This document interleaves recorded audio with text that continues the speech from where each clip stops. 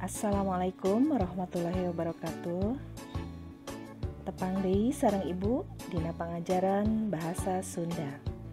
Kumaha para siswa kelas 7 di mana wae ayana?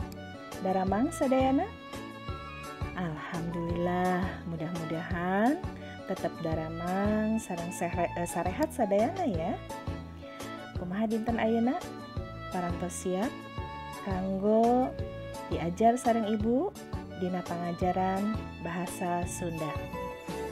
Sok sing saregep sayogikeun alat tulisna teras fokus kana naon-naon anu bakal diterangkeun ku Ibu. Urang kawitan ya. Bismillahirrahmanirrahim. Materi dinten ayeuna nyaeta ninca kana pangajaran 2 kaulinan barudak. Kompetensi dasar 3.2 Mengidentifikasi jenis, ragam atau varian, istilah dan prosedur kaulinan barudak dengan memperhatikan fungsi sosial, struktur teks, dan aspek kebahasaan. 4.2 Mendemonstrasikan jenis, ragam atau varian, dan prosedur kaulinan barudak melalui pengamatan langsung dari berbagai media dengan memperhatikan fungsi sosial, struktur teks, dan aspek kebahasaan. Lajengkeun kaulinan saterusna aya galah asin. Kaulinan galah asin biasana dilakukan di buruan nu lega. Kalawan kudu nyieun garis-garis siga contoh dina gambar. Tuh, aya garis siga lapangan bulu tangkisnya. Tak kitu kanggo kaulinan galah asin.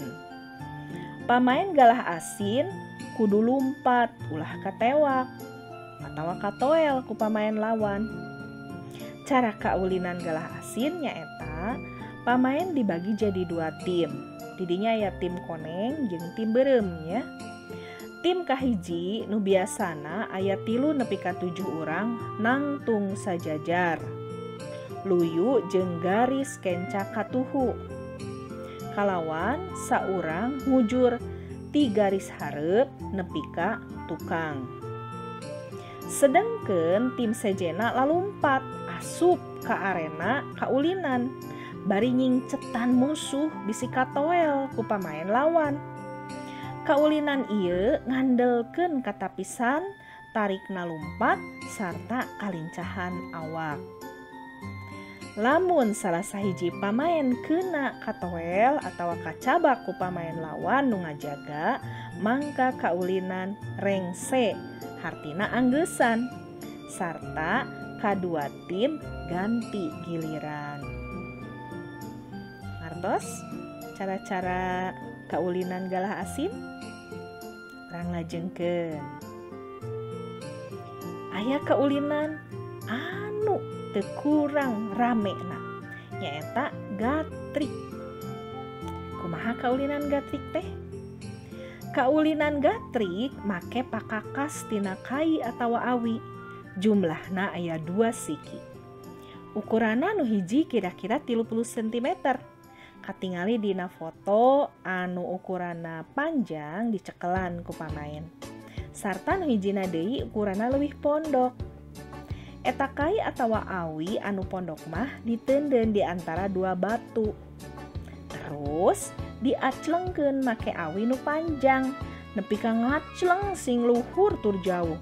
Sangkan henteu katangkep ku tim lawan nu ngajaga. Itunya gatrik mah. Tos ngartos? Urang lajengkeun ya. Hahayaman. Tah tingali dina gambar seueurannya nu maenanya. Nah kitu jantan dina hahayaman mah loba pamaena. Kumaha langkung jelasna? Regepkeun. Dina kaulinan hahayaman salah saurang aya nu jadi hayamna. Sarta saurang deui aya nu jadi careuh nu bakal ngudag hayam nepi ka beunangna. Kaulinan ieu biasana dilakukeun ku barudak lobaan. Pamaen sejena lian ti hayam jeung careuh bakal nyieun hiji wangunan salaku kandangna. Muter buleud atawa nguriling nu fungsina tadi salaku kandang pikeun nyumput hayam. Lamun hayam asup ka kandang kudu buru-buru ku pamaen sejena ditutup ku cara silih cekel. Ngumpul ngariling nutup kandang supaya naon? Supaya careuh teu bisa asup. Kaulinan rengse lamun hayam katewak ku careuh atawa careuh eleh teu bisa newak hayam. Kumaha atuh? Ya diteruskeun ku ganti pamaen anyar. Resepnya ya kertos beres. COVID-19 hidup tiasa praktek. Kaulinan hahayaman jeung babaturan di sakola. Puguh atuh resep pisan. Urang nglajengkeun, regepkeun. Masih semangat kan? Yuk. Kaulinan saterusna nyaeta ucing-ucingan. Kaulingan ieu dilakukeun leuwih ti 2 urang. Dimimitian kucing ciripit, Sweet atawa Hompimpah. Sweet sareng Hompimpah tos tiasa pan hidup. Hompimpah alaikum gambreng. Nah, terus gitunya. Nah, pami Sweet tos tiasa kan saha anu kawon saha anu kengeng. Nah eta jadi ucing kena anu kawon tangtosna wae. Nah, jadi dimimitian kucing ciripit, Sweet atau Hompimpah pikeun nangtukeun ucing. Saterusna nu jadi ucing kudu ngudag musuhna nepi ka beunang. Biasana pamaen nu geus katewak atawa kacabak ku ucing otomatis jadi ucing. Sarta nu jadi ucing mimiti bebas tugas teu kudu jadi ucing deui. Aya oge nu sejena nyaeta ucing sumput. Jadi nu jadi ucing neangan, anu jadi lawana anu keur nyana rumput. Tah kitu. Jadi lamun anu kapanggih otomatis jadi ucing. Teu jadi anu diudag, aya oge anu nyumput, sok disebut ucing sumput. Tah dina versi sejen lamun pamaen katewak mangka jadi babaturan ucing. Mantuan ngudag nu sejena nepi ka kabehanana beunang. Loba pisan sabenerna versi kaulinan ucing-ucingan di masyarakat Sunda teh. Di antarana tadi ucing sumput, ucing tihang, ucing sarung, ucing babet, ucing kup, ucing bol, sareng ucing nagog ya. Kaulinan saterusna aya congklak. Naon congklak teh? Wah, siga nama barudak istri mah sering main congklak. Malihan mah tos garaduhnya congklakna di bumi. Kantenan upami nuju sasi saumah sok dianggo main congklak ieu teh kanggo ngabuburit. Leres pan? Nah, anu teu acan terang regepkeun kumaha kaulinan congklak. Ieu kaulinan biasana mangrupa kaulinan budak awewe. Kaulinan ieu ngan butuh 2 pamaen. Sarta make pakakas nu biasana bisa dijieun tina plastik, taneuh, atawa papan kai anu diwangun 7x2 liang sajajar pahareup-hareup. Janten aya 14 ya, apa yang dijumlahkeun. Sarta aya 2 liang mangrupakeun indungna di tungtung luhur jeung handap.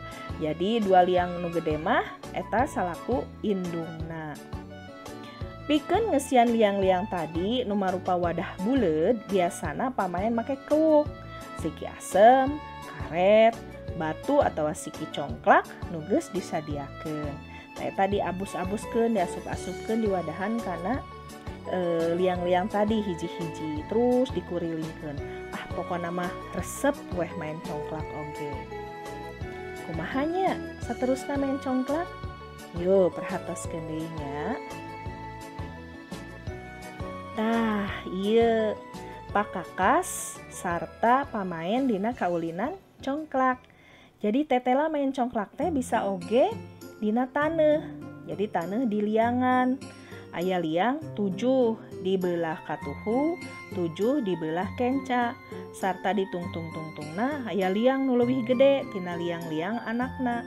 Terus we batu-batu eta dikurilingkeun kitu nepi ka seep. Jadi anu kengeng batu-batu leuwih seueur tangtosna anu kengeng dina congklak eta. Anu tos tiasa main congklak mah gampil pisan. Anu sapalih nama eta congklak didamelna tina plastik. Janten tos aya dicetak gitunya dicitak. Janten untuk kedah repot-repot ngadamel sapertos dina taneuh tadi. Langkung bersih oge. Tah itu cara kaulinan congklak. Dilajeng ya. Masih semangat kan? Lah nundutannya lajeng. Kaulinan saterusna aya engklek. Kaulinan ieu make pakakas kenteng atawa keramik leutik sarta gambar wangun kotak-kotakna eta digambar dina taneuh. Bisa mangrupa kakapalan atawa wangun sejen anu beda wangunna. Pamain engklek ngaluncatan kotak-kotak anu dina taneuh eta sarta ulah nincak kana garis. Tur kenteng atawa keramik salaku kojona dina leungeunna ulah nepi ka murag. Lamun murag hartina eleh. Kitu main engklek mah nya. Biasana barudak istri nu main engklek teh. Urang lajengnya kaulinan saterusna aya endog-endogan. Kaulinan ieu mah eueuh nu jadi ucingna. Ieu kaulinan ngan ukur ngawihkeun kawih endog-endogan. Bari leungeunna dikepeulkeun siga endog buleud. Tuluy ditumpukeun jeung leungeun babaturanana. Siga dina gambar. Tuh, jentre pan. Jadi dikepeulkeun di buleud-buleud siga endog. Terus ditumpukeun jeung leungeun babaturan hideup. Ya minimal aya 2 urang, langkung seueur, langkung rame. Anapun kawihna saperti kieu. Jadi bari ngeupeul numpukeun leungeun tea bari ngawih. Endog-endogan peupeus hiji pre. Endog-endogan peupeus hiji pre. Endog-endogan peupeus hiji pre. Endog-endogan peupeus hiji pre. Bari dina waktu nyebut pre, simbol endog peupeus leungeun anu panghandapna teh ditemprakeun. Jadi nu panghandapna jadi nemprak henteu ngeupeul deui. Terus kitu jeung kitu nepi ka kabeh peupeus. Saterusna saenggeus kabehanana peupeus henteu barule deui tuluy ngawih galeong mata sapi bolotot. Biasana pamungkas barudak bari ngabelelkeun matana tuluy dibolototkeun. Resep kete tuluy nama seserian nya bararunga. Tos-natosnya main endog-endogan. Urang lajengkeun ya. Tah di dieu aya kaulinan perepet jengkol. Ieu mah perepet jengkol mah nyaeta ngael-ngaelkeun, ngait-ngaitkeun sampean sabelah. Bari nguriling, bari nyanyi, bari ngawih, bari keprok taku, bari nguriling teh bari keprok, bari ngawih perepet jengkol. Kumaha kawihna? Perepet jengkol jajahean kadempet kohkol jejeretean. Terus nguriling. Jadi sabaraha grup, grup mana anu tetep kompak. Aya grup anu teu saimbang mah bakal geubis. Jadi ieu oge ngalatih kasaimbangan awak urang. Lajeng aya sondah, ta ieu sondah. Ya, sondah teh sami sareng engklek. Janten ngadamel kotak-kotak dina taneuh. Terus weh dicandak kojona. Tah kitu endut dialungkeun. Terus engklek nguliling, tah sapertos kieu. Atos tengah-tosnya Janten wanguna tiasa bentuk kakapalan, aya lomari, kumaha wae wanguna mah kumaha hidup masing-masing. Resep main sondah oge nya. Urang lajengkeun. Tah ieu kaulinan enggrang atawa egrang ses enggrang. Kaulinan egrang atawa jajangkungan. Biasana barudak lalaki tah ieu mah nya. Nu sok main jajangkungan mah. Jadi ngagunakeun pakakas. Pakakas naon ieu? Awi. Jadi awi dianggo pikeun alat lempang. Anu kurang saimbang mah awakna tangtuna moal bisa lempang make awi ieu bakal gebis. Jadi ieu ngalatih kasaimbangan awak ya. Saya pisan ieu ngalatih kasaimbangan awak urang. Lajengkeun. Nah ieu pamungkas eta main kaleci. Main kaleci didinya aya alatna naon? Nu baruleud eta nya kaleci ya. Biasana barudak pameget anu sok main kaleci. Anu pintar mainna bisa ngelehkeun, bisa menangkeun kaleci panglobana. Kumaha mainna? Tah siga dina fotonya. Gitu aya khusus kumaha cara nyentang kaleci anu batur supaya urang menang kalecina. Resep main kaleci oge. Tah sabada hidup nengetan rupa-rupa kaulinan barudak tadi aya pancen anu kudu direngsekeun ke hidup. Naon pancena? Anu kahiji, tangtukeun sarta pilih hiji kaulinan nu dipikaresep ku hidup. Bisa anu make kawih, bisa anu teu make kawih. Pek pilih nu pang dipikaresepna ku hidup. Lamun geus nangtukeun hiji pilihan, tuluy tulis lengkah-lengkah cara ulina. Kumaha lengkah kahiji, kadua nepi ka pamungkas kitu nya. Tah geus apa lengkah-lengkahna, tuluy ku hidup praktekkeun, pintonkeun.